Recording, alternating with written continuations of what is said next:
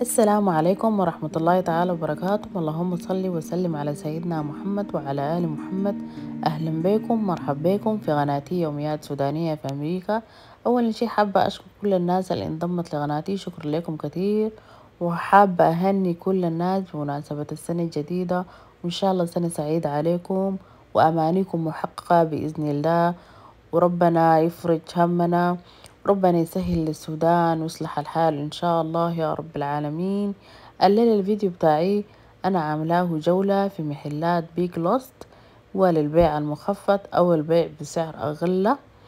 عندهم كل الحاجات الأساسية في حياتنا اليومية والحاجات اللي إحنا بنتطلبها يعني في حياتنا اليومية. تابعوا معايا الفيديو. هنا مشيت دخلت محلات بيج لوست، عاملين عروض على كل الحاجات، الأساسات، الأناتيك، التحف، على كل حاجة عاملين على تخفيضات. هنا لقيت دي جيف كارد أو بوكسات فيها هدايا بمناسبة الفالنتاين، إنه قرب. عاملين تخفيضات على البوكسات دي، أرياح وكريمات. هنا دي ديكورات الفالنتاين، هنا دي الأساسات، هنا دي الزهور الصناعية أو الأناتيك، هنا دي الشموع. دي كل الحاجات دي موجودة عندهم.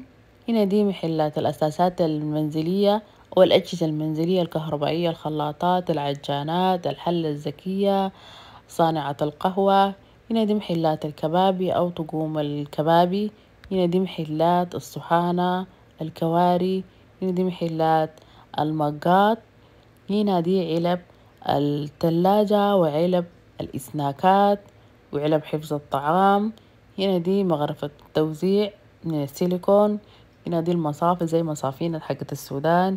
هنا دي الجك المعياري. هنا دي حاجة بيغطوا بيها الأكل، تقريبا زي غطا سيليكون بيغطوا بيه البطيخ، اللحمة. هنا دي قزاز الخل والزيت. هنا دي علب التوابل الصغيرة، الملح. هناك علب الكاتشب، المستردة، المايونيز.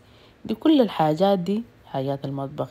هنا دي ألعاب الأطفال، كل ألعاب الأطفال طبعا. هنا دي الحاجات المختصة بالعربات، موية العربات، منظفات العربات. دي كل الحاجات دي موجودة عندهم. وإن شاء الله الفيديو يعجبكم. أترككم في أمان الله.